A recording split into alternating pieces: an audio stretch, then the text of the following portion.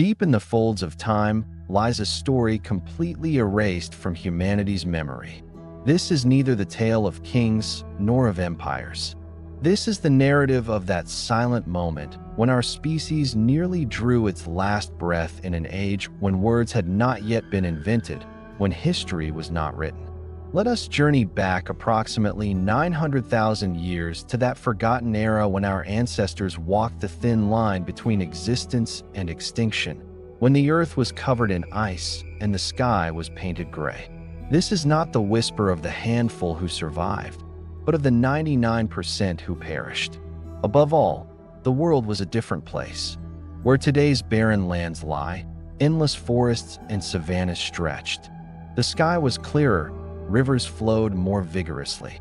This was a time when the world had not yet been shaped by humans, when nature existed at its own rhythm, slow and patient. Those ancient people were part of this green world.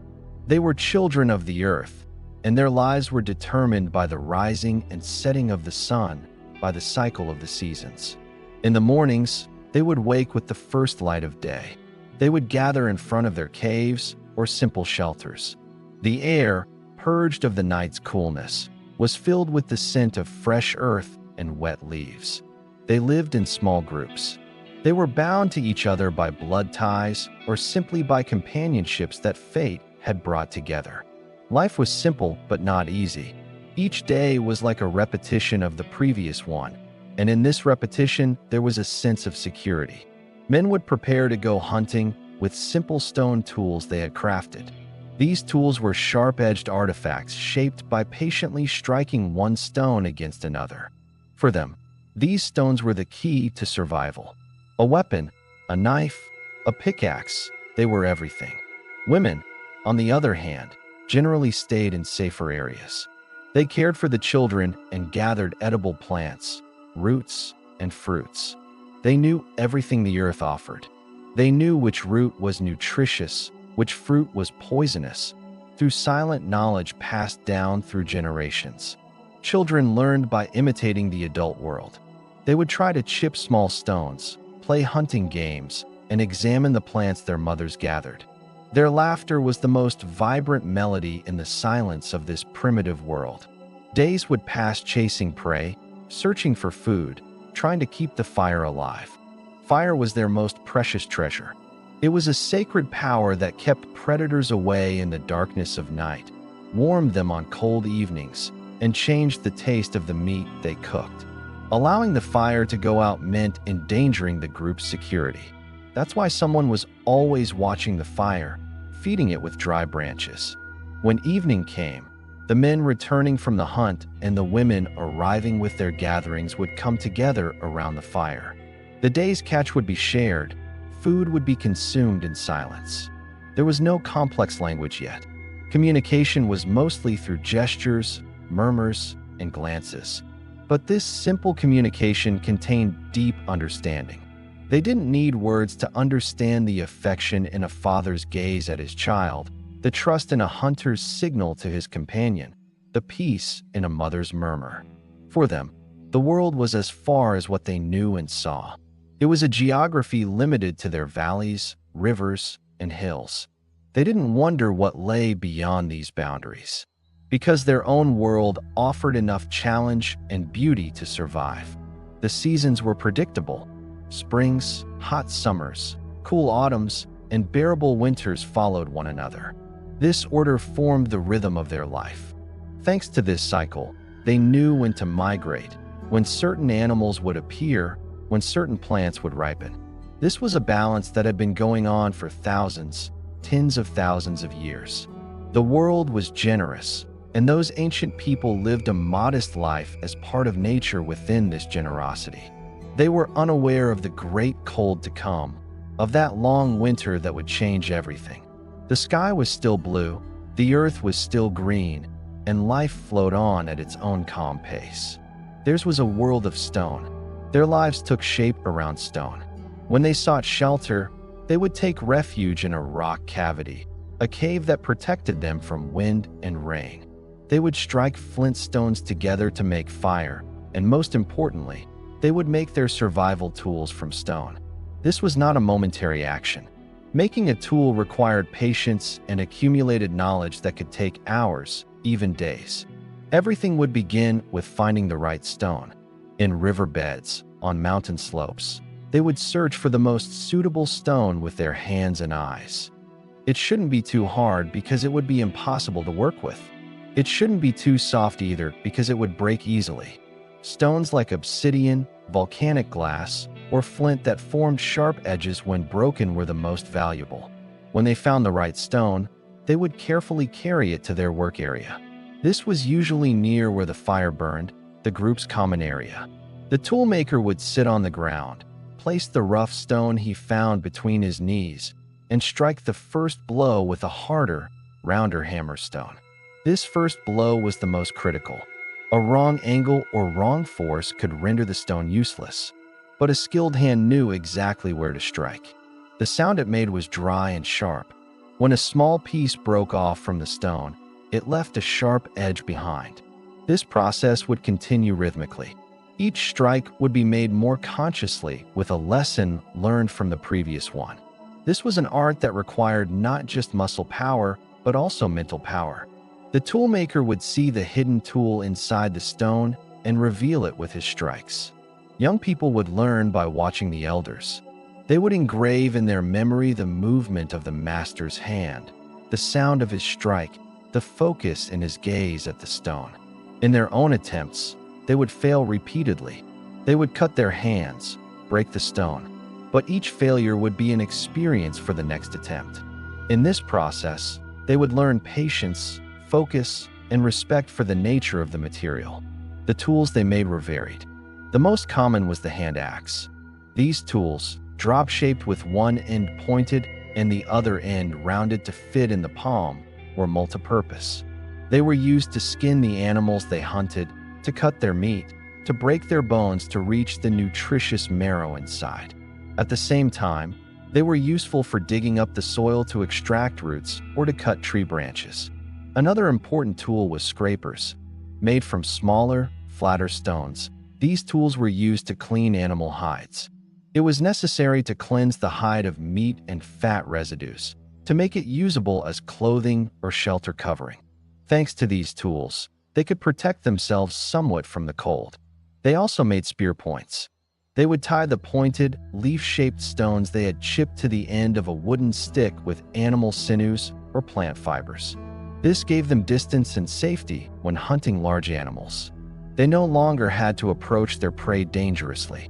These stone tools were at the center of their survival strategies. Without them, hunting large animals, cracking hard-shelled nuts, processing hides to protect against the cold would be nearly impossible. That's why the loss or breakage of a tool was a serious problem. Each individual would have a few tools of their own and would guard them like their eyes.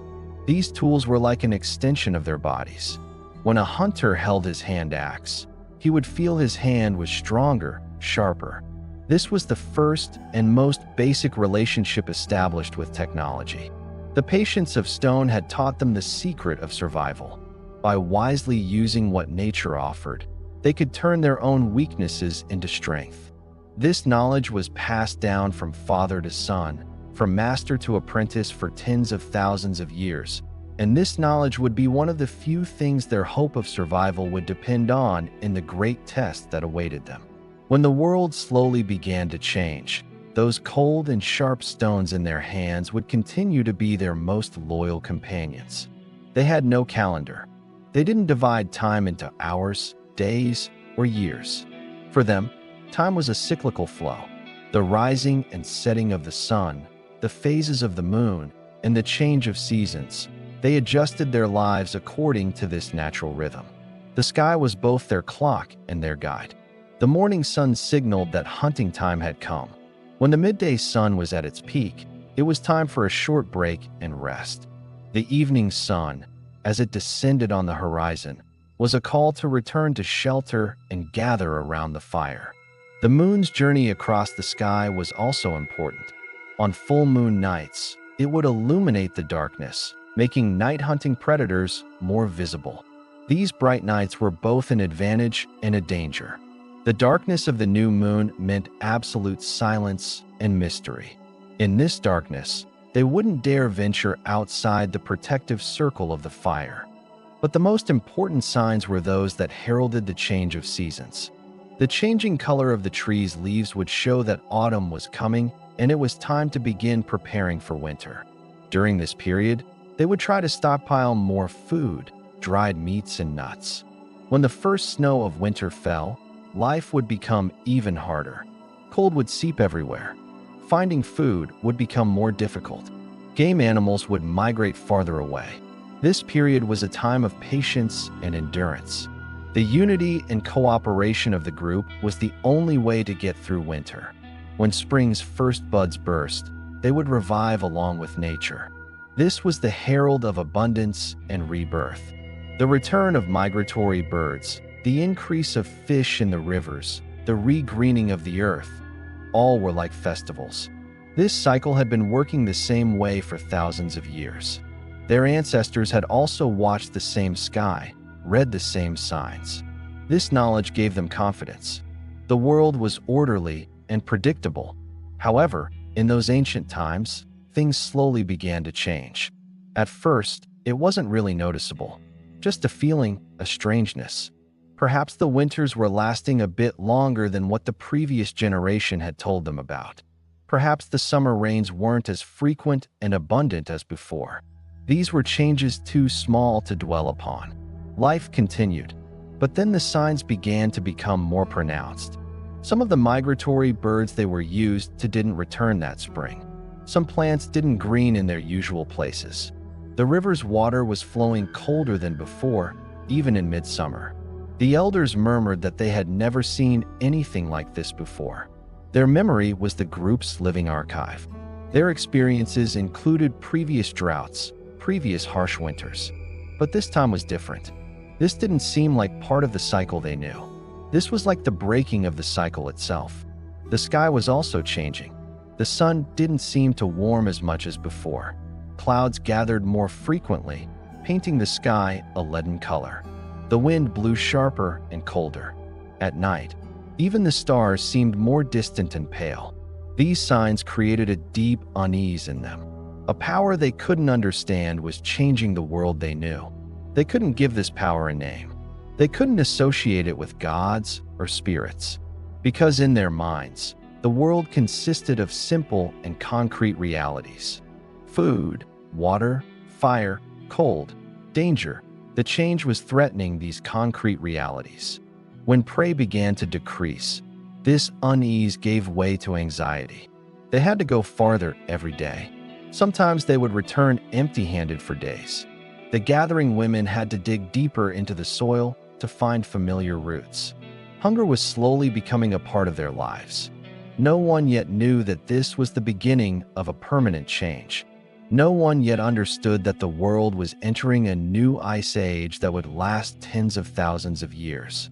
For them, this was just a bad season that was lasting long. They patiently waited for the cycle to return to normal as always.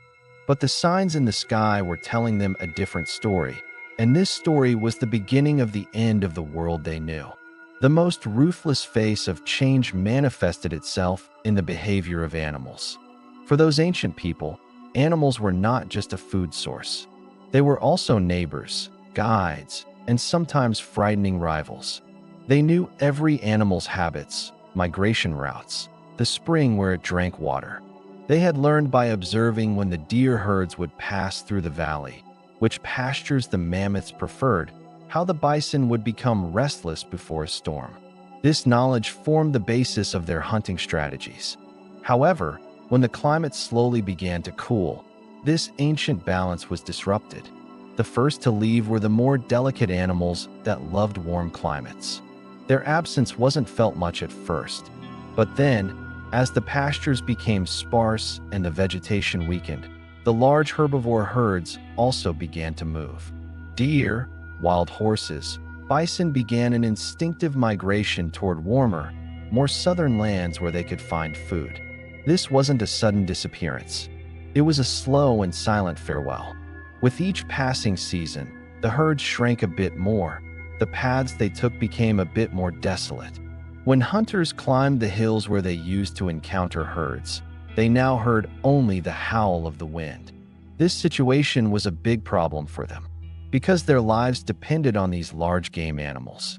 Hunting a deer or a bison meant meat that could feed the entire group for weeks, hide for clothing and shelter, bone and sinew for making tools.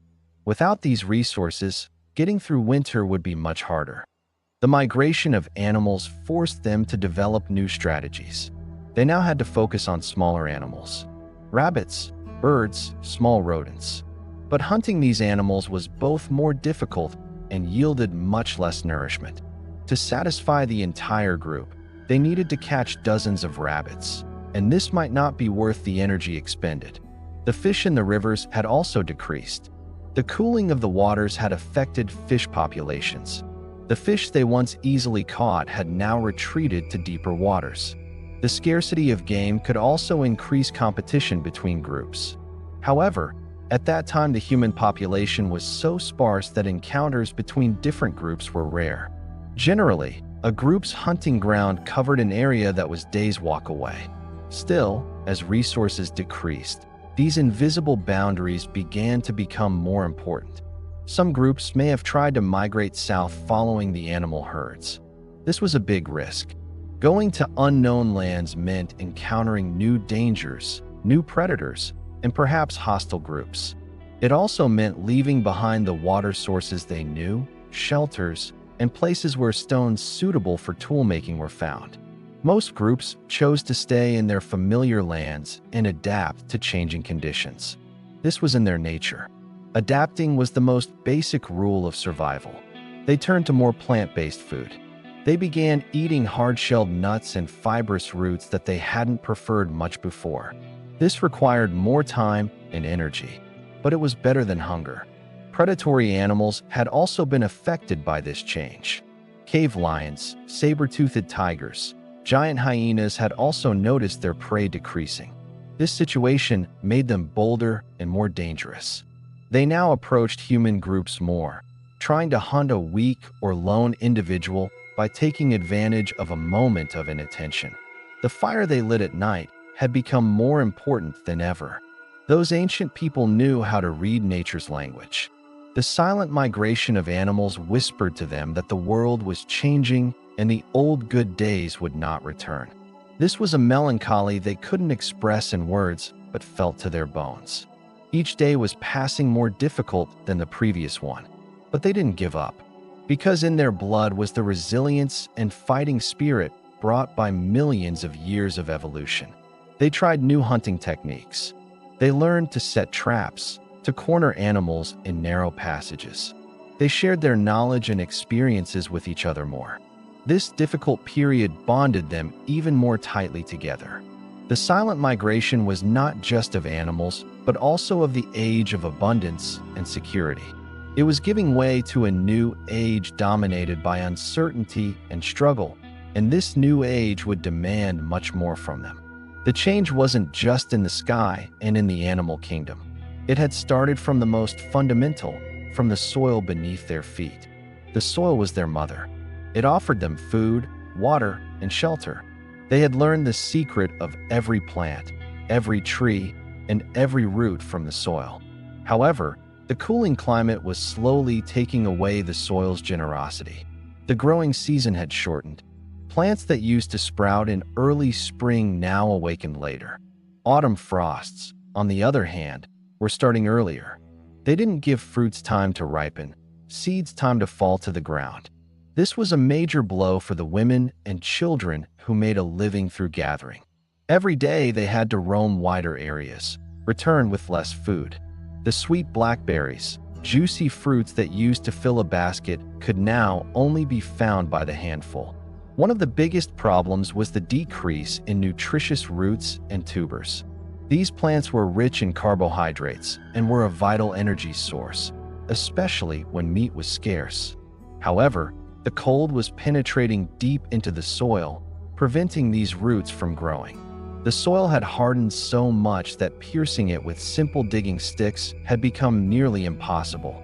Women would struggle until their hands were calloused, their sticks broken, but often they couldn't get a return on their labor. The soil's infertility didn't just affect food sources. It also changed the general structure of the vegetation. Lush, green-leaved trees were beginning to be replaced by more resilient needle-leaved trees and shrubs. These new plants neither offered edible fruits nor provided sufficient nourishment for animals. The forests became quieter and sparser. This change brought other problems that directly affected their lives. For example, some medicinal herbs they used as medicine no longer grew. When a wound became infected or someone fell ill, they couldn't apply the natural treatment methods they had learned from their ancestors. This meant that even a simple illness or injury could be fatal. Finding fuel for fire had also become difficult. As the forests became sparse, they had to go farther to find dry branches and wood. This was both a waste of time and left them more vulnerable to predator attacks. Water sources also got their share of this change. Rainfall had decreased, snowfall had increased. Small streams and springs began to dry up. The flow of main rivers decreased. They had to cover longer distances every day to find water. In winter, they had to try to meet their water needs by breaking ice from frozen rivers. This was an extremely dangerous and laborious task. The soil no longer acted like a generous mother who gave them confidence, but like a cold and distant stranger. This situation fundamentally shook their relationship with the world. A bond of trust that had lasted for thousands of years had been damaged. They now had to struggle more, work harder for everything. This constant struggle was wearing them out both physically and mentally. Their bodies were weakening due to inadequate nutrition. They had become more vulnerable to diseases. Especially children and the elderly were most affected by these harsh conditions. The children, who were the group's future, and the elderly, who carried the wisdom of the past, were being lost one by one. These losses were demoralizing the group, consuming their hopes for the future. But still they resisted. The survival instinct was stronger than everything. Perhaps somewhere else, in another place on Earth, there was a valley, a shelter where it had regained its former generosity. This hope kept them on their feet. The world they knew was slipping from under their feet. The fertility of the soil had been withdrawn, the warmth of the sky had decreased. But they, those ancient people, were still there. With the stone tools in their hands and the fragile hope in their hearts, they were preparing to stand against the great winter approaching. Their ears were sensitive to sounds that modern humans couldn't hear. From the crackle of a dry branch, they could tell an approaching animal. From the rustle of leaves, they could tell the direction of the wind. Nature spoke to them through sounds, and they understood this language. Wind was one of the most important words in this language. The warm breeze blowing in summer would bring coolness and relief. The autumn wind would make the leaves dance, whispering that change was coming. The song of the wind was like the background music of their lives. However, as the climate changed, the song of the wind also changed. It was no longer a gentle whisper, but a scream that made bones ache. It blew colder, more violent, and more merciless. It wielded the long grasses in the savannas like blades, breaking the branches of trees. This new wind was making life difficult in many ways. Most simply, it made it harder to light and keep the fire alive. Fire was their life center. But now the violent wind could extinguish the fire they had carefully lit in an instant or spread it dangerously around. The person on watch at the fire had to constantly check the direction of the wind, make barriers from stones to protect the fire. Wind also affected hunting. Thanks to the wind, animals could smell hunters from far away. The violent wind carried scents in all directions, making it impossible for them to approach their prey silently. When they threw their spears, the wind could deflect their targets. This increased the probability of returning from the hunt empty-handed. Even communicating had become difficult. Calling to each other, announcing danger was getting lost in the roar of the wind. Group members had to stand closer to each other, use sign language more often. This situation limited the group's mobility, making them slower and more vulnerable. When combined with cold, the wind became deadly. Body heat dropped much faster. The simple clothes they made from animal furs didn't provide adequate protection against this sharp wind, especially at night. Even when they took refuge in the most sheltered corners of their shelters, the roar and cold of the wind seeped in. Sleeping, resting had become a luxury. The changing song of the wind was also affecting them psychologically. Constantly hearing a roar, a whisper, a scream was wearing down their nerves. It reinforced the feeling that nature had turned against them. The peaceful silence of the world they knew had been replaced by a threatening noise. They used to fall asleep listening to the sound of the wind. Now this sound was a source of anxiety that kept them awake. The wind was carrying not just air, but also soil. Dust clouds rising from the drying, vegetation losing soil were reducing visibility, irritating eyes and lungs. Sometimes dust storms lasting for days would imprison them in their caves or shelters. During these imprisonment days, their limited food stocks were depleting even faster.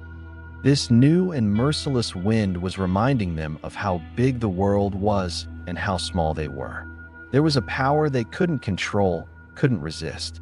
This power was superior to their will, their courage, their knowledge. This feeling also brought helplessness. However, like every difficulty, this also pushed them to find new solutions. They began to search for more sheltered caves, valley interiors where the wind was less effective. They learned to better seal the entrances of their shelters with stones and animal hides. They began to make their hunting plans according to it by better predicting the direction and intensity of the wind. The changing song of the wind had taught them a bitter lesson. They couldn't fight nature, but they could adapt to it. This ability to adapt was their greatest strength. No matter how violently the wind blew, they would try to find a way to stay on their feet. Because the wind was temporary, but their will to survive was permanent, like a heritage that had lasted for generations. And this heritage would be their strongest shelter against the bigger storms awaiting them. Night had always meant danger and mystery. With the setting of the sun, the world would belong to predators. Those ancient people had always feared and respected the darkness of night. The small circle illuminated by the fire was their safe haven. The darkness beyond this circle was full of the unknown. However, as the climate cooled and days shortened, nights began to lengthen. This wasn't just a perception. It was a concrete reality. In winter months, the sun seemed to set almost as soon as it rose. The bright time period of the day allocated for hunting, food gathering, and other tasks was gradually narrowing. This situation turned their daily routine upside down. They now had to do everything faster, more efficiently. They would set out with the first light of morning, racing against time to return to shelter before dusk fell. This haste was pushing them to make more mistakes, take more risks. Forgetting how time passed while following prey and getting caught in darkness meant almost certain death. The lengthening nights meant a greater need for fuel. They had to keep the fire alive longer. This meant they had to devote part of their already limited daytime to collecting wood. Fuel scarcity had become one of the group's biggest problems. Sometimes they couldn't find enough wood to keep the fire alive until morning. On these nights, they would wait for morning by protecting the embers of the fire, huddling together, shivering. Darkness wasn't just a physical threat. It also took their minds captive. During long and dark hours, sitting silently around the fire, there wasn't much to do. This void was filled with anxiety and fear. They thought about their decreasing food, their sick children, their uncertain future. Every sound, every crackle, every distant scream that broke the silence of night magnified the fear in their hearts. Predators were behaving more boldly during these long nights. Hunger was bringing them closer to human settlements. Hyenas, cave lions following the smell and light of the fire were forming a circle around the group, waiting for a moment of weakness. Standing watch at night had become a more exhausting and dangerous duty than ever. The watchmen would watch the glowing eyes in the darkness with a burning branch or sharp spear in their hands. These long nights also affected social bonds. On one hand, it made them huddle closer to each other against a common threat. Families embraced each other more tightly, sharing their warmth and fears. But on the other hand, a constant state of tension and anxiety could cause even small disagreements to grow. There could be small frictions about food sharing, about the watch schedule. The leader had to manage this tension and maintain the unity of the group. These lengthening nights may have made them question the nature of time as well. The shortening of days was like the shortening of life. Each setting sun was a lost opportunity, a depleted hope. This situation created a sense of urgency in them. They understood that to survive, they needed to be smarter, faster, more organized. Perhaps it was during these long and dark hours that new ideas were born. They thought about more effective traps, better shelters, more organized hunting strategies. While darkness fed fear on one hand, on the other hand, it offered an opportunity to think and plan. In the womb of night, new ways of survival were taking shape. When the sun's first rays appeared on the horizon, this would always be a great relief. They had overcome another dark and cold night. They had survived. Each new day was a new hope. But they knew this hope would be short-lived and night would return longer and darker than ever. The lengthening nights were a new test the world presented them. Whether they would pass this test depended not only on their physical strength, but also on their mental resilience and their devotion to each other. The slow and insidious change that had been going on for years turned into a concrete and merciless reality one day. Until that day, winters had hardened, summers had cooled, but life was somehow continuing. But that autumn was different. The sky remained a leaden color for weeks. The sun was like a pale disk. It didn't warm. And then snow began to fall much earlier than the season's norms. This wasn't the kind of snow they were used to that would melt after a few days. It was dense, wet, and heavy. It snowed nonstop for days, weeks. The earth was quickly covered with a white blanket.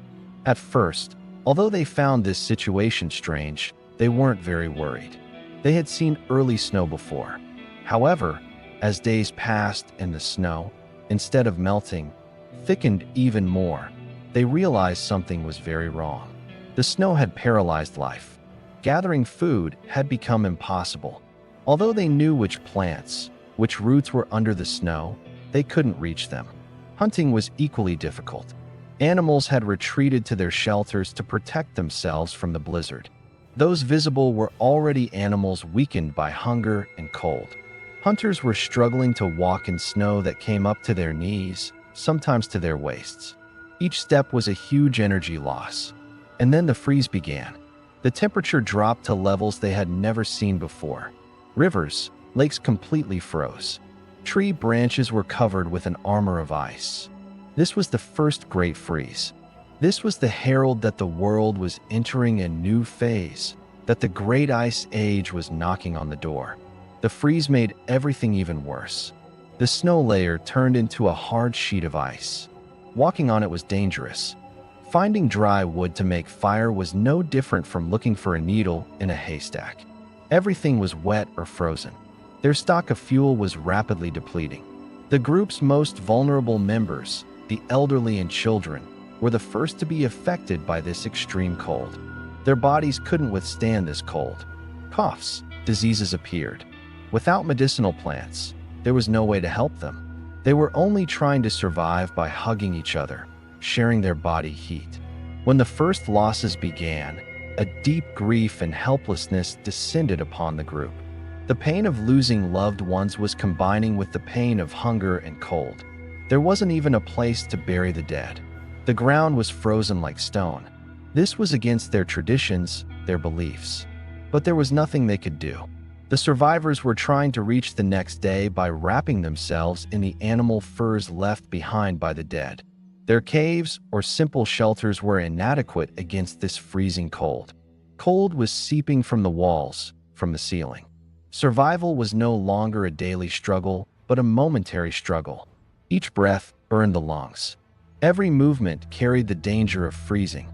During this period, the most basic instincts came to the forefront. Social rules, hierarchy, all were losing their meaning. Only one purpose remained: to survive. When food sources were depleted, they began to think about things they wouldn't have even considered before. Perhaps they could boil the skins and bones of dead animals to obtain some nourishment. Perhaps sacrificing the weakest one could ensure the survival of the rest of the group. These thoughts were the merciless whispers of the survival instinct seeping from humanity's darkest corners. The first great freeze had frozen not only their bodies, but also their souls. The world they knew had turned into a white hell. Every hill, every valley they knew was now foreign and threatening. This was a turning point for them. Those who survived this frozen ordeal would never be the same again. They would carry the deep marks left by ice and snow in their hearts and minds. This event was etched into their memory. Although they couldn't tell it in words, this experience became a survival lesson that would be passed down through generations. This was the first and harshest proof of how merciless nature could be and how fragile humans were in the face of this mercilessness. Fire was at the center of their civilization. A heat source, a light source, a shield against predators, and a tool that made food more digestible. The presence of fire meant the difference between life and death. One of the group's most important duties was to keep the fire constantly alive. An extinguished fire didn't just mean darkness and cold, but also the necessity to relight fire, which wasn't always an easy task. However, with the great freeze and endless snowfall, the flame of fire also began to weaken. The biggest problem was fuel scarcity. Before, the forests were full of dry branches, fallen trees, and shrubs. Finding fuel was a simple part of daily routine.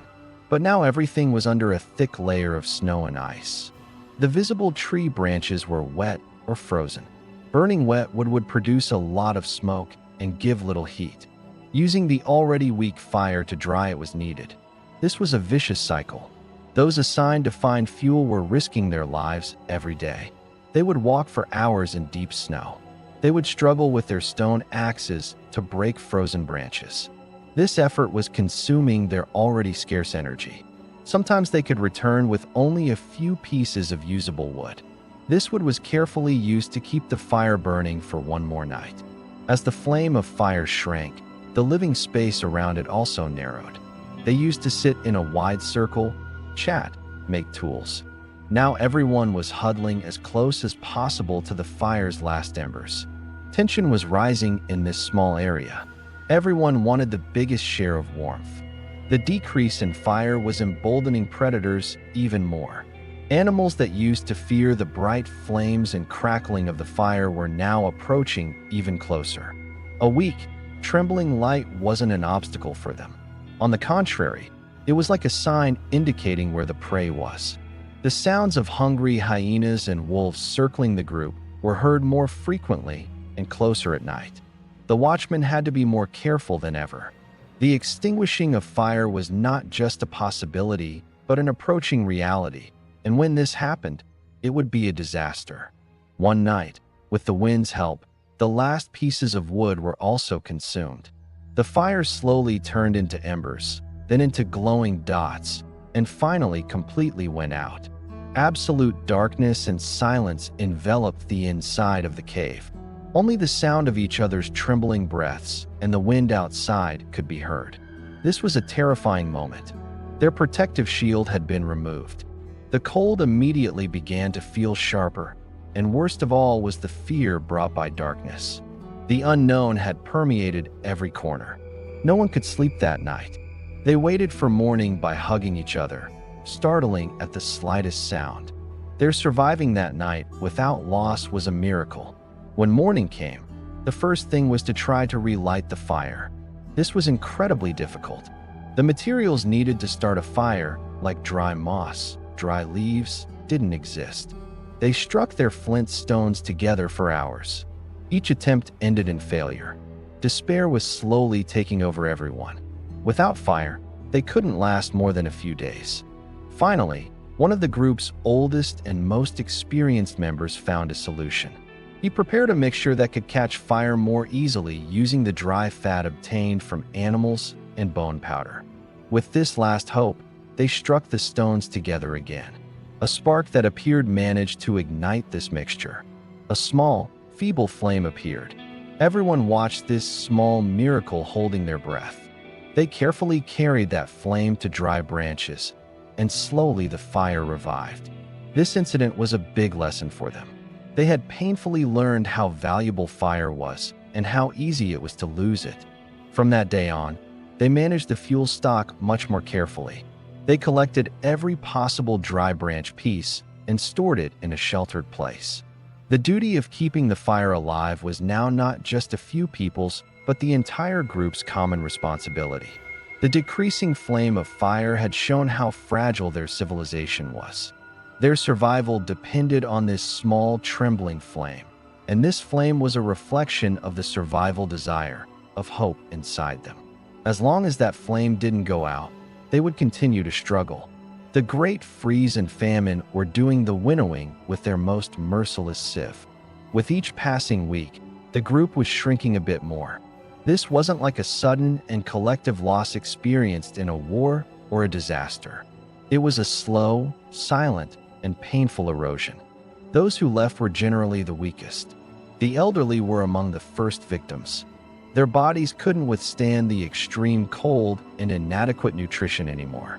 Their loss wasn't just an emotional wound, but also a great loss of knowledge. The group's living memory, experience, and wisdom were going with them. They knew best which stone was most suitable for tool-making, where to go in which season, from which signs to understand that a storm was approaching. With their death, thousands of years of accumulation was also mixing with the soil. Children were also at great risk. Their small bodies lost heat faster, were more vulnerable to diseases. Although mothers tried to feed their children by cutting from their own shares, this was often not enough. A child's cough turning into wheezing, fever rising was a harbinger of the inevitable end. A child's death was tearing a piece from the group's future. The shelters where their laughter was silenced were enveloped in a hopeless silence. Not just the weakest, sometimes the strongest, the bravest were also lost. A hunter could drown when ice broke on a frozen river during a desperate hunting attempt. Or someone who moved away from the group to search for food might lose their way in a blizzard and never return. Encountering a hungry cave lion was always a possibility. Each loss was reducing the group's chance of survival a bit more, because each individual had a role. A master craftsman, a brave hunter, a gatherer who knew plants well. Replacing them was impossible. As the group shrank, the burden on the shoulders of those remaining increased. They had to do more work, take more risks. This situation was wearing them out even more, pushing them to more mistakes. Groups that were once 20 to 30 people had now perhaps dropped to 10 to 15 people. This was also changing social dynamics. They now had to do more work with fewer people. Everyone knew each other more closely. Everyone's weaknesses and strengths were becoming more pronounced. While this situation increased solidarity on one hand, it also fueled potential conflicts on the other. The losses had also made mourning rituals meaningless. They used to hold ceremonies for a deceased group member. The body was carefully buried. Now there was neither time nor energy for this. Digging a grave in frozen ground was impossible. Grief had become a luxury. They had to suppress their pain inside and think about the next meal. This state of constant loss was also deeply affecting the mental health of the survivors. They were experiencing a kind of numbness and emotional dullness. Being constantly intertwined with death had hardened them. They were no longer easily surprised, easily saddened. Only the mechanical instinct of survival remained. The shrinking group was an indicator of how fragile a point their species had reached. Not just their own group, but all their relatives on Earth were sharing a similar fate. Unknowingly, they were passing through the greatest population bottleneck in their species' history. The total breeding human population on the planet had perhaps dropped to just a few thousand. The extinction of a species was such a silent and slow process. It happened not with a big explosion, but with individually extinguishing lives. These shrinking groups were humanity's last bastions. If they couldn't endure, humanity's story on Earth could have ended 900,000 years ago in a nameless ice age.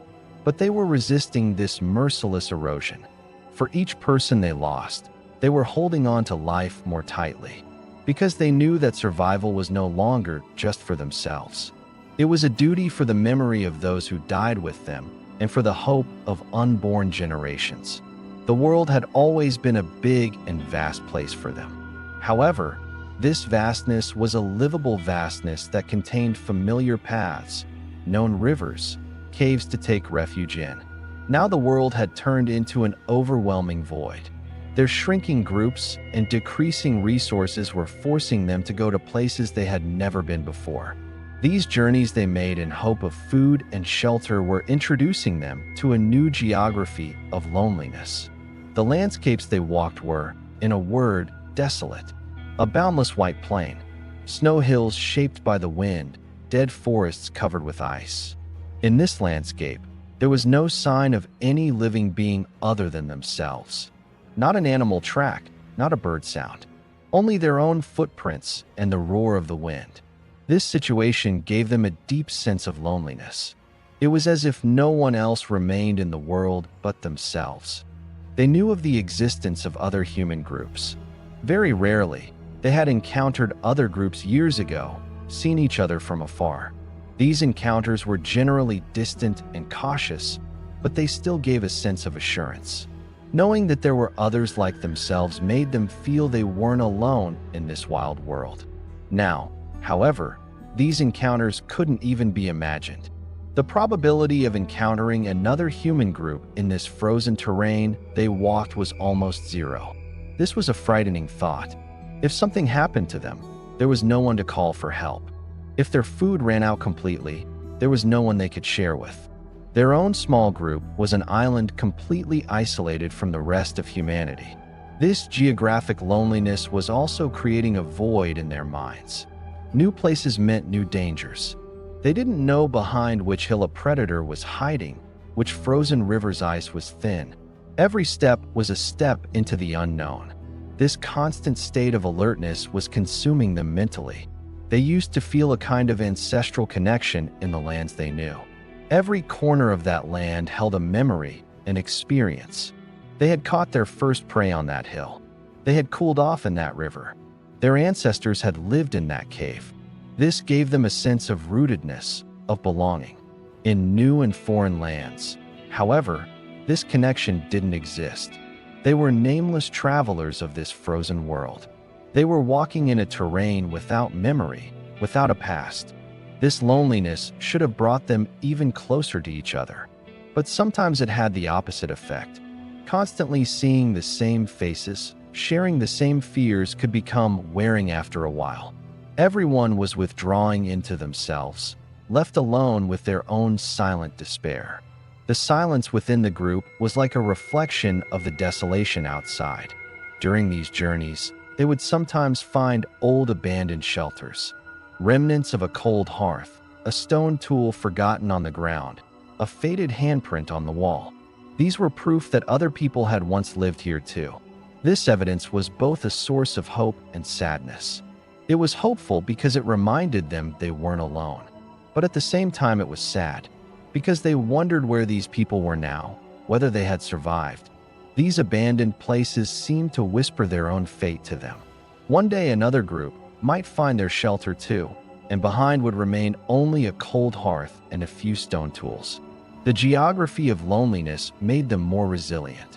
They learned to be braver against the unknown, more flexible against new conditions. They learned to find new water sources, to track in different terrains, to recognize plants they had never seen before. To survive, they had to decipher the language of this new and merciless geography. The world was teaching them one of its harshest lessons. They weren't at the center of the universe. Nature could exist without them. And in this vast and different universe, the only thing they had was each other. This tiny, fragile group was like a fire of hope burning in the midst of loneliness. And to keep this fire from going out, they had to continue walking together. Resources had become so scarce that nothing could be wasted anymore. When an animal was hunted, this wasn't just a meat feast, but also meant obtaining a series of materials needed for survival. Every part of the prey, from the smallest bone to the thinnest sinew, had to be used carefully and wisely. This was the most concrete demonstration of their creativity and ability to adapt. Meat was, of course, the most valuable part. It was consumed as quickly as possible or, taking advantage of the cold weather, stored by freezing. When cooked over fire, it provided vital protein and fat to the group. But when the meat ran out, what remained became even more important. The hide would first be carefully skinned. This process was done with great skill using sharp stone tools. Not damaging the hide was essential. After being skinned, meat and fat residues on it would be cleaned with scrapers. Then it would be dried by stretching or smoking. The hide that went through this process was their best protection against wind and cold. It was used as clothing. It served as a cover to close the entrances of shelters or to cut the wind. The hides of larger animals could even be used to make simple tents that could house the entire group. Bones were perhaps the most versatile material. Large, thick leg bones could be used as a hammer or club, but their real value emerged when they were broken. The marrow inside broken bones was an extremely nutritious fatty food. In the hardest times, a spoonful of marrow could keep a person alive for one more day. The bone itself was also processed. Pointed bone pieces served as awls or needles. Thanks to these needles, they could sew hides together, make clothes that fit better and kept warmer. This was a revolutionary step in their fight against the cold. They were now protecting themselves not just with a fur thrown over them, but with clothes shaped to their bodies. Smaller and sharper bone pieces could also be used as arrow or spear points. Harpoons or fishing hooks for fishing were also made from bone. Sinews, that is, the fibrous tissues that connect animals' muscles to bones, were their rope and thread. They were carefully separated from meat, dried, and thinned. The resulting fibers were incredibly strong. Sinews were used to attach stone spear points to wooden sticks. The thread of bone needles made for sewing hides together with sinews. Setting traps, tying things together, repairing tools, sinews were everywhere. Horns and teeth were also valuable. Pointed teeth could be used as jewelry like necklaces, but they were more useful as small cutting or piercing tools. The large horns of deer or bison could be shaped to be used for digging soil, clearing snow, or as a weapon. Even internal organs weren't wasted. Some organs like the stomach could be used as a canteen for carrying water. This bone and sinew technology was the pinnacle of their survival art. They had learned how to use everything nature offered them most efficiently. This wasn't just a series of technical skills. It was also a mentality. It was a philosophy that said waste means death. Every resource is sacred. This knowledge was gained by practicing, experimenting, failing, and trying again. The secret of breaking a bone at the right place, drawing a sinew the right way, was a silent mastery passed down through generations. During this difficult period, individuals with these skills had become the group's most valuable members.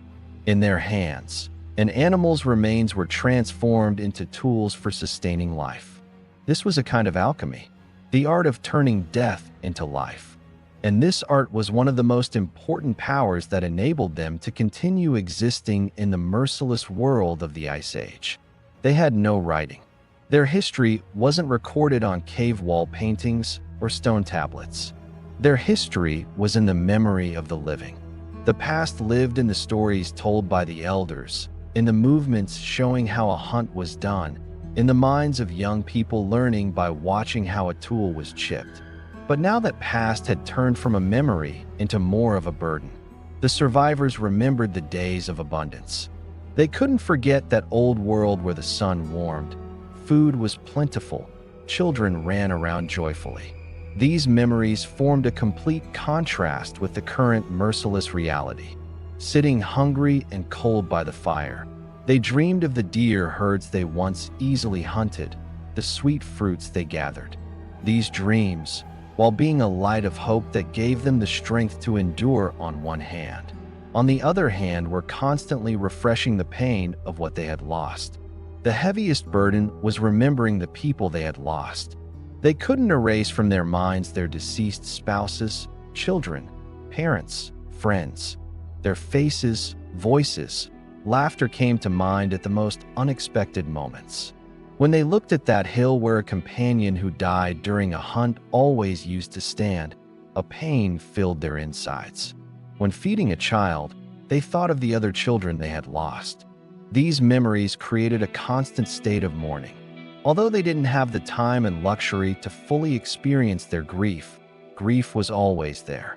It was waiting silently in a corner of their hearts. These memories were also lessons in nature. They remembered why they died. A moment of inattention, a wrong decision, a merciless twist of nature. Learning from these mistakes was part of survival. The experiences of the dead were becoming guides for the living. Thoughts like, "My father would never go hunting in this kind of weather," or "My mother said this root was poisonous," were shaping their decisions. The knowledge of the past was the key to survival in the future. This was a revolutionary step in their fight against the cold.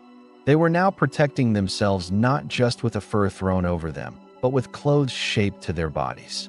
Smaller and sharper bone pieces could also be used as arrow or spear points. Harpoons or fishing hooks for fishing were also made from bone. Sinews, that is, the fibrous tissues that connect animals' muscles to bones, were their rope and thread. They were carefully separated from meat, dried, and thinned. The resulting fibers were incredibly strong. Sinews were used to attach stone spear points to wooden sticks. The thread of bone needles made for sewing hides together with sinews. Setting traps, tying things together, repairing tools, sinews were everywhere. Horns and teeth were also valuable. Pointed teeth could be used as jewelry like necklaces, but they were more useful as small cutting or piercing tools. The large horns of deer or bison could be shaped to be used for digging soil, clearing snow, or as a weapon. Even internal organs weren't wasted. Some organs like the stomach could be used as a canteen for carrying water. This bone and sinew technology was the pinnacle of their survival art. They had learned how to use everything nature offered them most efficiently. This wasn't just a series of technical skills. It was also a mentality. It was a philosophy that said waste means death. Every resource is sacred. This knowledge was gained by practicing, experimenting, failing, and trying again. The secret of breaking a bone at the right place, drawing a sinew the right way, was a silent mastery passed down through generations. During this difficult period, individuals with these skills had become the group's most valuable members. In their hands, an animal's remains were transformed into tools for sustaining life. This was a kind of alchemy, the art of turning death into life. And this art was one of the most important powers that enabled them to continue existing in the merciless world of the Ice Age. They had no writing. Their history wasn't recorded on cave wall paintings or stone tablets. Their history was in the memory of the living. The past lived in the stories told by the elders, in the movements showing how a hunt was done, in the minds of young people learning by watching how a tool was chipped. But now that past had turned from a memory into more of a burden. The survivors remembered the days of abundance. They couldn't forget that old world where the sun warmed, food was plentiful, children ran around joyfully. These memories formed a complete contrast with the current merciless reality.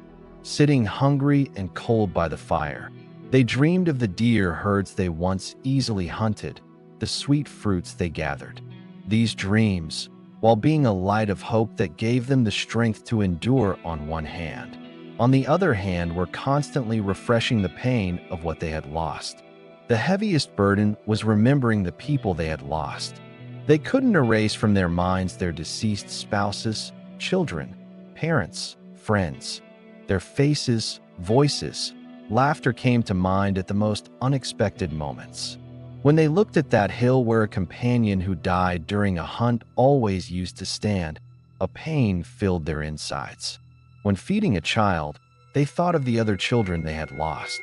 These memories created a constant state of mourning. Although they didn't have the time and luxury to fully experience their grief, grief was always there. It was waiting silently in a corner of their hearts. These memories were also lessons in nature. They remembered why they died. A moment of inattention, a wrong decision, a merciless twist of nature. Learning from these mistakes was part of survival. The experiences of the dead were becoming guides for the living.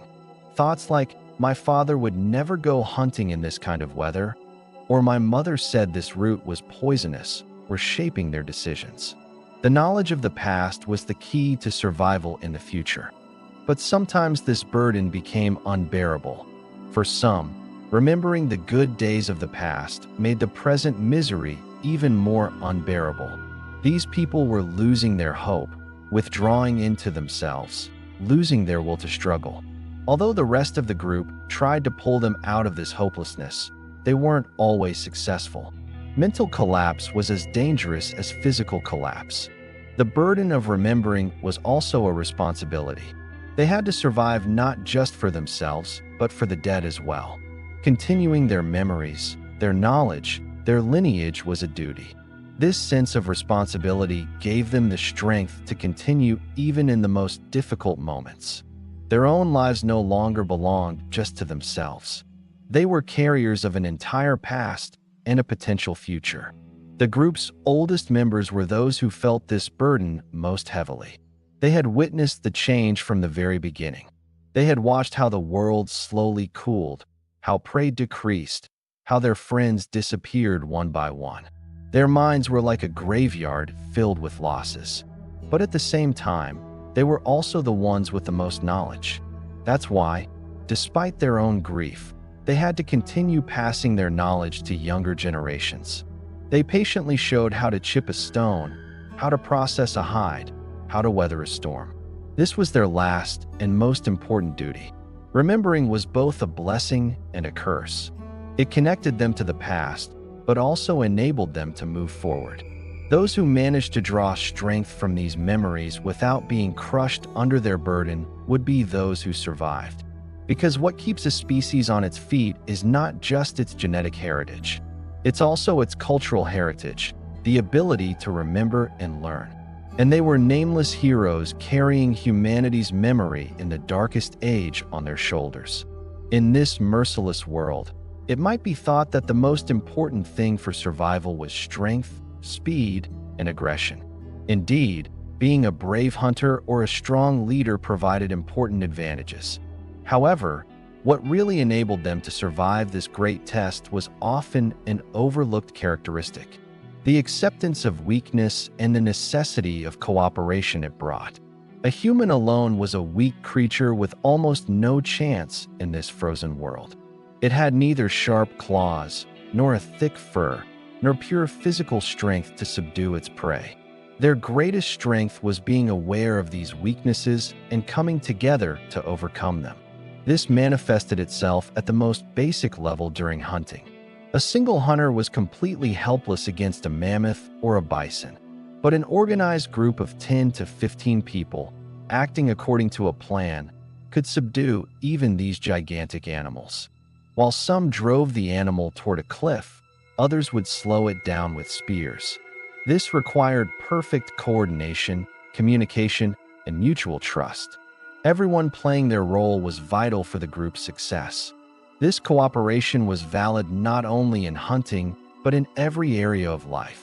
Keeping the fire alive wasn't a task one person could do continuously. That's why it was done in shifts. While one slept, another would feed the fire, ensure the group's safety. Childcare was also a common responsibility. When a mother went hunting or fell ill, other women would look after her child, feed it. This meant securing the group's future. During this difficult period, mutual help and empathy became the key to survival. When someone fell ill, they wouldn't leave them behind. They would care for them as much as possible, share their food, try to keep them warm. Because they knew that what happened to them today could happen to themselves tomorrow. The health of each group member meant the health of the entire group. Protecting the weak was actually a demonstration of the group's strength. Of course, When resources were this limited, this wasn't always easy. Sometimes difficult decisions had to be made, but the general tendency was towards solidarity. This period may have played a critical role in the evolution of social intelligence and cooperation ability in the human brain. The lineages of selfish and aggressive individuals trying to survive alone probably died out, while the lineages of those who could cooperate, share, and put the good of the group before their own good continued. The power of weakness also manifested itself in creativity. Because they were physically inadequate, they developed tools using their intelligence. Because they were vulnerable to cold, they learned to make clothes from hides, to control fire. Every weakness became a driving force, pushing them to find a new solution. This is one of humanity's most basic characteristics: the ability to compensate for its shortcomings with its intelligence and creativity. During this period, the understanding of leadership probably also changed. The leader was no longer just the strongest or best hunter, but also the wisest, most fair, and the person who could hold the group together. A leader who resolved disputes, distributed resources fairly, could keep morale high even in the hardest moments, multiplied the group's chance of survival. This could be the first steps of the transition from leadership based on brute force to leadership based on social intelligence. Those ancient people were aware of their own fragility and weaknesses, and this awareness transformed them from individual beings into a community acting together for a common purpose. This dependence on each other was their greatest strength. They warmed with each other's warmth. They learned with each other's knowledge, and they found hope with each other's courage. In the middle of the Ice Age, what saved humanity from extinction wasn't the survival of the strongest, but the survival of the best cooperator. In the middle of a long and dark winter lasting thousands of years, keeping hope alive seemed nearly impossible. Each day was a repetition of the previous day: cold, hunger, and loss. However, in the deepest parts of the human spirit, there is a spark that doesn't go out even in the most difficult conditions. For those ancient people too, this spark was the only thing keeping them on their feet. Hope would sometimes manifest itself in very small things. For example, after a snowstorm lasting for days, a pale sunlight that seeped through the clouds for a moment. Even if that light didn't warm, it reminded them that the sky was still there, that darkness wouldn't last forever. This small moment was enough to raise the group's morale. A slight smile would appear on faces. People would share a silent understanding by looking at each other. Another spark of hope would come after a successful hunt. When they managed to hunt a large animal after weeks of hunger, this didn't just mean their stomachs would be full. This was also a victory won against nature's mercilessness. When the smell of meat cooking over the fire filled the cave, this wasn't just the smell of a meal, but also the smell of life and continuity. That evening, everyone's stomach would be full, their face would smile. For that moment, future worries would be forgotten. Only the moment's taste would be savored. The birth of a new life was perhaps the biggest source of hope. A woman giving birth to a healthy baby under such harsh conditions was a miracle. This small, vulnerable being was concrete proof of the group's future. Its first cry was the sound of life's insistence on continuing despite all difficulties. Every member of the group would consider protecting that baby, keeping it alive as their duty. That baby was the hope not just of a family, but of all humanity. Sometimes hope was hidden in a discovery. After walking for months, finding a new cave sheltered from the wind, with a fresh water source inside and the possibility of finding firewood, was like finding paradise. This would give them a sense of security and stability, even if temporary. A new home meant a new beginning. Hope of rebuilding life in this new place, building a better future would sprout. Art and ritual could also be a source of hope. A bison picture drawn on a cave wall with charcoal or colored earth was not just a picture. This was a prayer for the hunt to be bountiful, a wish for the future. This was an effort to control something, to influence the course of events in a world they couldn't control. Rhythmic murmurs sung together. Simple dances performed would distance them from their individual fears and unite them in the group's common spirit. These rituals gave them a sense of meaning and purpose. These small sparks of hope couldn't end the great winter by themselves. But when they came together, they formed a beam of light that pierced the darkness. These sparks whispered to them that they shouldn't give up, that the struggle had meaning. They weren't just trying to survive. They were also trying to keep alive their faith that better days would come. This faith was their most precious asset. Because physical strength could be depleted, tools could break, food could run out. But as long as hope existed, there would always be a reason to start again. Those ancient people, while taking one of history's most difficult tests, proved they weren't just made of flesh and bone. They were also beings who could hope, dream, and believe that even after the darkest night, the sun would rise. And this faith was the strongest weapon that would carry them to dawn. After tens of thousands of years of night, dawn broke so slowly that at first no one noticed. The change, just as it was at the beginning, came with small and faint signs. For the few generations that survived, this was like a whisper of those legendary warm times their ancestors told about. The first sign was perhaps a change in the air. The wind was still blowing cold, but its merciless sharpness that penetrated bones seemed to have decreased somewhat. The frost at night wasn't as severe as before. The sun was staying in the sky a bit longer, and its pale rays were giving warmth, if only a little. Then the first signs of melting were seen in the snow. On sun-facing slopes, the surface of the snow began to get wet. Small water droplets began to form. These droplets combined into tiny trickles, those trickles into small streams. The sound of water flowing over the ground that had been frozen for thousands of years was like a forgotten melody. This was the first note that life was returning. As the snow layer thinned, soil began to appear from underneath. First in small muddy patches, then in larger areas. This was an incredible sight. For months, years, generations, the only colors they had seen were white and gray. Now the dark, rich color of the earth was re-emerging. This soil was still dull and infertile, but it carried potential.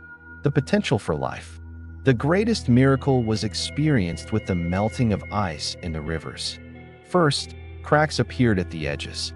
Then, with days of creaking, cracking, and rumbling, the gigantic ice sheets began to break, fragment, and be carried away by the current. This was both a magnificent and frightening sight. The river had been freed from winter's captivity, had begun to flow freely again. The flow of water was the strongest proof that the world was reviving. This first thaw also brought new difficulties. The melting snow was causing floods. Shelters in low areas could be submerged. Groups had to move to higher places. Mud was making movement difficult, covering everywhere. However, these difficulties were bearable, even hopeful difficulties compared to what winter had brought, because this was the chaos not of an end but of a beginning. With the thaw, plant life also slowly began to return. In the crevices of rocks, in the sheltered pockets of soil, the first green shoots appeared. These were resilient mosses, lichens, and small grasses. They weren't nutritious, but their green color was like a festival to the eyes and soul. This was a sign that the soil was still alive, hadn't died. Animals had also sensed this change. The first pioneers of some migratory bird flocks that spent winter in the south began to appear in the sky. Their chirping was the most joyful sound breaking the long silence. Smaller resilient rodents began to wake from hibernation and emerge from their nests. This meant a small but important food source for hunters. Those ancient people who survived received this change with cautious optimism. They had seen short-term warming before, false springs.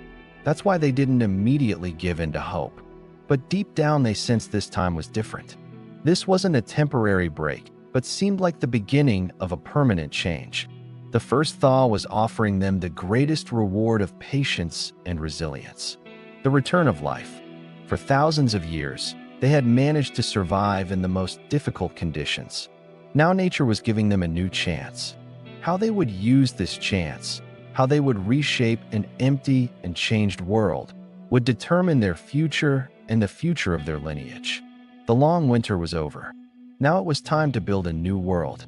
While the glaciers slowly retreated, they left behind a completely changed landscape.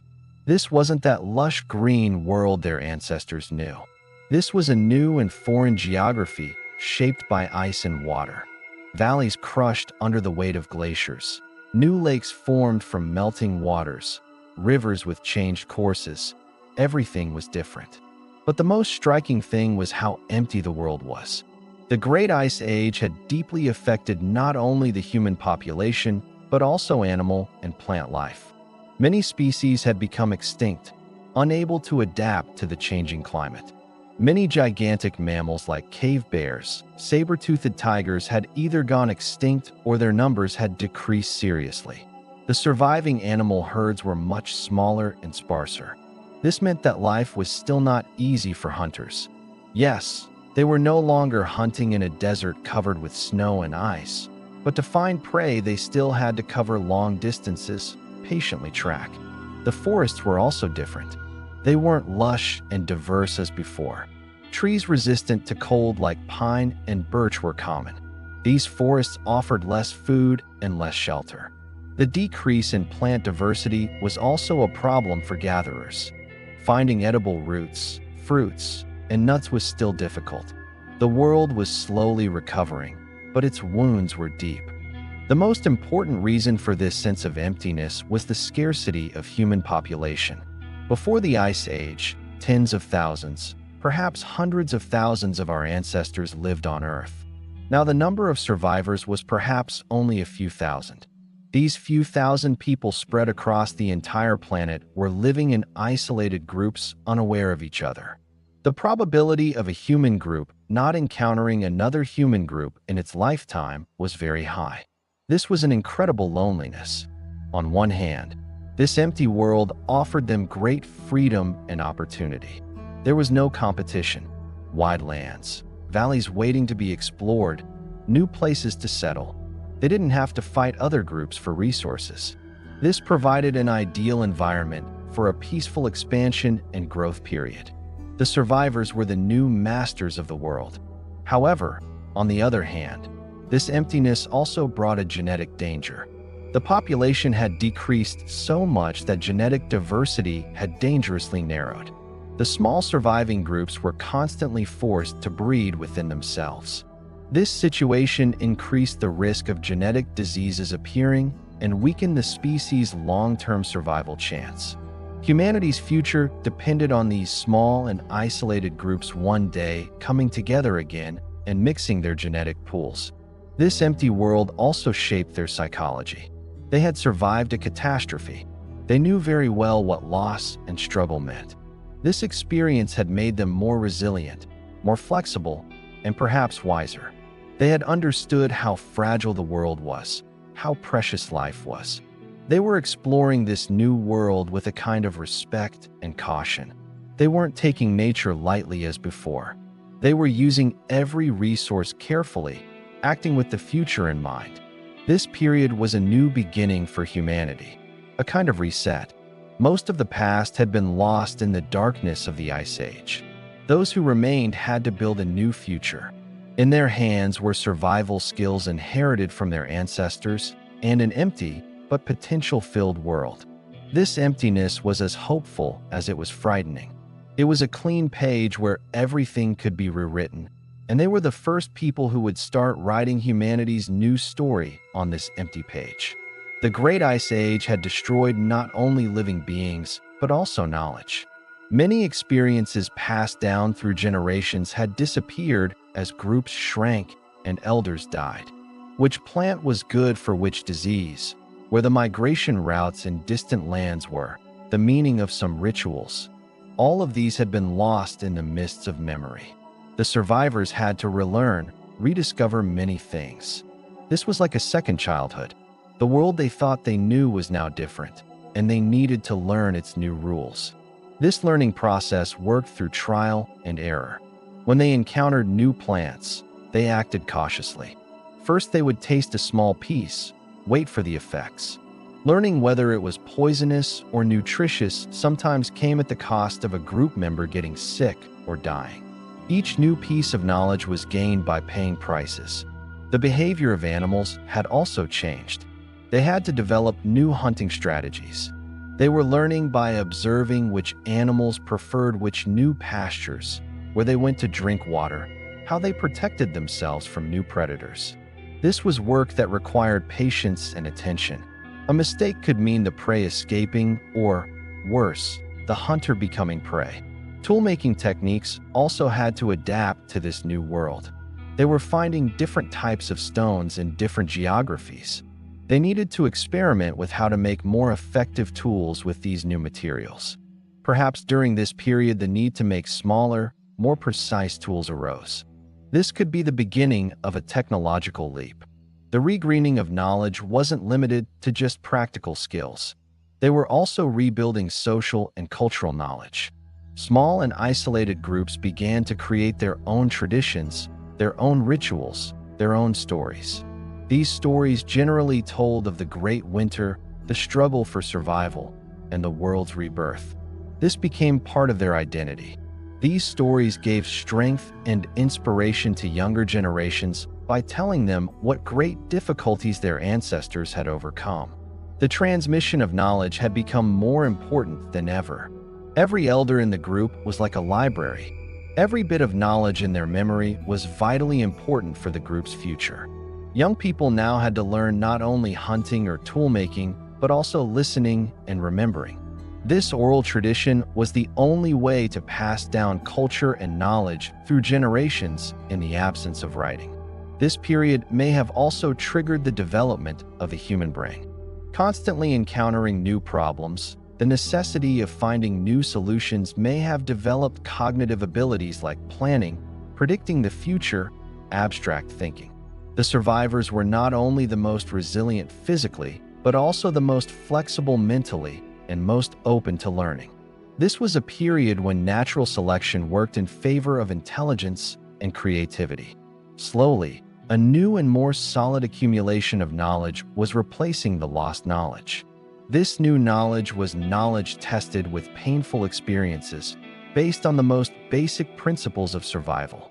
Not wasting, cooperating, respecting nature, constantly learning, and adapting. These were the most important lessons the Great Ice Age had taught them. These lessons were etched into their DNA and culture. This regreening knowledge not only ensured their survival, it also laid the foundation for future great civilizations. The seeds of agriculture, settled life, art, and science that would emerge thousands of years later were being planted in the minds of the handful of people who survived in this empty and rediscovered world. The handful of people who lived during that period and managed to survive are the common ancestors of the billions of people living on Earth today. This is a scientific fact. When the genetic map of modern humans is examined, traces are found indicating that a very sharp decline in our species population occurred about 900,000 years ago. This genetic bottleneck is the indelible signature in our genes of that great ice age and mass extinction. What does this mean? This means that despite all the differences among us, our skin color, language, culture, we are all actually very close relatives. We all come from those small and resilient groups that managed to survive that merciless winter. Their blood flows in our veins. Their heritage lives in our genes. This heritage is not just a biological heritage. It is also the heritage of a series of behavioral and cognitive traits. The traits that ensured survival during that period were strengthened through natural selection and passed on to subsequent generations. What are these traits? The ability to cooperate is the most important of these. During that period, selfish and solitary individuals had no chance of survival. Only those who helped each other, shared their food, thought of the group's good survived. The fact that the human species today can establish such complex social structures, build cities, do science fundamentally depends on this ability to cooperate. This is the most valuable gift left to us from those difficult days. Another is problem solving and adaptation ability. As the climate changed, as resources decreased, they constantly faced new problems, and each time they found new solutions using their intelligence and creativity. They invented new tools. They developed new hunting techniques. They built new shelters. This flexibility and creativity became our species' hallmark. Our instinct today to seek a solution to every problem we encounter is a heritage from those days. Resilience and hope are also part of this heritage. They withstood the most difficult conditions imaginable: hunger, cold, disease, loss, but they didn't give up. They always carried hope that better days would come. This unshakable will, this fighting spirit has been etched into our genes. Our tendency to seek a way out even in the most difficult moments, to never give up, is a heritage they left us. That great extinction may have also triggered an evolutionary leap. These small and isolated groups that survived may have entered different evolutionary paths in different geographies. After this bottleneck, the diversification of the human species accelerated. The emergence of Neanderthals, Denisovans, and ultimately modern humans, that is Homo sapiens, may be a result of this great reset. That is, that disaster may have actually planted the seeds of our species' future success. Today, 900,000 years later, it is important to remember the story of those people. We can never fully know who they were, what they looked like, what they thought. They are history's nameless heroes, but their heritage lives in each of us. When we help a friend, solve a difficult problem, seek a light even in the most hopeless moment, we are actually continuing their heritage. They didn't allow humanity's lineage to become extinct, and this means we have a debt of gratitude to them. The way to repay this debt is to remember the most valuable lessons they left us. Working together, being creative against difficulties, and never losing hope. Our story began deep in time, 900,000 years ago, and now it ends again in time's endless flow. The struggle of those ancient people, their victories and losses, are just a small moment on the universe's vast timeline. But this moment changed everything. Their story reminds us of how fragile humanity is. A climate change, a natural disaster, can bring our species to the brink of extinction. Our existence on the planet is not guaranteed. This is a lesson in humility. We are not masters of the universe, but a part dependent on this planet's delicate balance. At the same time, this story also shows us how resilient humanity is. Even in the most difficult conditions, our ability to survive, adapt, and start anew is perhaps our most distinctive characteristic. This is a hopeful lesson. No matter how big the difficulties we face, we have the potential inside us to overcome these difficulties. This potential is a heritage left to us from our ancestors. What happened during that period gives us an opportunity to better understand our world today. Why are we social beings? Why are we so inclined to cooperation? Why are we in a constant search to invent new things, solve our problems? The roots of the answers to these questions may lie in the frozen soil of that ice age. We are the children of those who survived that disaster, and their experiences continue to shape our behaviors and societies today, even if we're not aware of it. We don't know the names of those people. We will never see their faces. We will never hear their voices. They are buried in history's silence. But their existence continues like a whisper inside each of us. This is time's whisper, a whisper reminding us of where we came from, what ordeals we went through, and how precious this life we have is. One night when you look at the sky and watch the stars, think of those ancient ancestors of yours. They too looked at the same stars. Perhaps they sought hope. Perhaps they felt despair, but they continued to look, and they continued to struggle. Thanks to their struggle, we are here today. This story is not an end, but a beginning. It is just one chapter of humanity's long and complex journey, but perhaps the most important chapter. Because in this chapter, at a moment when everything seemed to end, everything actually started anew, and the heritage of this beginning will continue to live with us beyond time. 900,000 years ago, 99% of humanity was annihilated, but the remaining 1% didn't just survive. They also carried the gift of life to billions of future people, that is, to us. This is their silent and nameless victory, and the story of this victory is a legend that will not age as long as time itself. And thus, the curtain of time closes again. That silent struggle of our ancestors 900,000 years ago takes its place in the depths of our memory. This was the story not only of an extinction, but also of incredible resilience and rebirth. That handful of people saved not only their own lives, but also the future of our species. Their heritage continues to live in our genes and common consciousness, like a whisper guiding us in the difficulties we face today. This is not a history written with blood and victory. It is the tale of a silent victory won against ice and time with patience, cooperation, and unshakable hope.